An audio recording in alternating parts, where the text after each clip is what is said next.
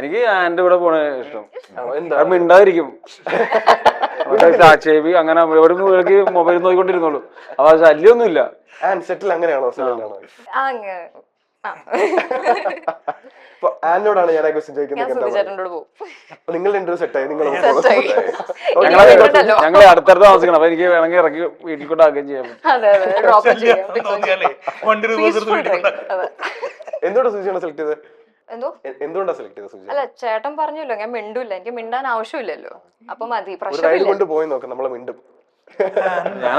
ധാരാളം ട്രാവൽ ചെയ്യുന്ന ആളാണല്ലോ, ധാരാളം അല്ല എന്റെ ഹാൻഡിൽസ് ഒക്കെ അറിയാം. ഇതൊക്കെ ഓരോരുത്തരുടെ പേഴ്സൺ. ഞാൻ എന്നോട് ചോദിച്ചാൽ ജനുവൻലി ഞാൻ എന്റെ ഫാമിലി വൈഫും മോനുമായിട്ടുള്ള യാത്രയാണ് എനിക്ക്. ഞാൻ ഒത്തിരി സംസാരിക്കുന്ന ആളാണ്. അപ്പൊ എന്നെ സഹിക്കുന്ന ഒരാളാണ് എന്റെ കൂടെ. ശരി, കൊറേ ആൾക്കാരുടെ കൂടെ പോണം എന്ന് ആഗ്രഹമുണ്ട്. തൽക്കാലം നമുക്ക് ഒരാളെ അതായത് ഇപ്പൊ കറന്റ്ലി പെട്ടെന്ന് ചോദിച്ചപ്പോ എനിക്ക് വന്നത് ആസിഫ് അലിക്കാണ്. എന്താ റീസൺ? ആസിഫ് അലിയുടെ ഫാനാണ്? Huge fan. Okay. ബിക്കോസ് എന്ന് പുള്ളിയുടെ ആക്ടിങ്ങിന് ഒരു ട്രാൻസിഷൻ വന്നതുപോലെ എനിക്ക് ഫീൽ ചെയ്തു. I want to know how that happen and what made him. I mean he's been a good actor from the very long time. പക്ഷെ ഒരു എന്തോ ഒരു റൊമാൻറ്റിക് ഹീറോ മാറി ക്യാരക്ടർ